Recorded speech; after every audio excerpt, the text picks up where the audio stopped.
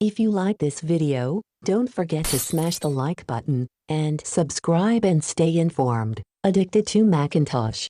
Hi, Twitter today announced that it has started rolling out a redesigned version of its TweetDeck Twitter client, which it has been working on since earlier this year. The new version of TweetDeck is rolling out to a limited number of accounts of randomly selected people in the United States, Canada, and Australia. According to Twitter, the new design is meant to better align with the design of the Twitter websites and mobile apps, incorporating more Twitter.com functionality. There's a design that is indeed more similar to the standard Twitter design, which may upset TweetDeck users who are accustomed to the multi-column view. TweetDeck is gaining features that were previously only available through the standard Twitter website, such as an Explore topic. Following this limited test, Twitter will likely be bringing the TweetDeck redesign to a wider audience. Those who have been selected for the beta rollout will see an invitation within TweetDeck to opt in.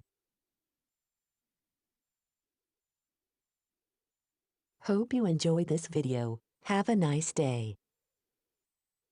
Subscribe and stay informed. Addicted to Macintosh.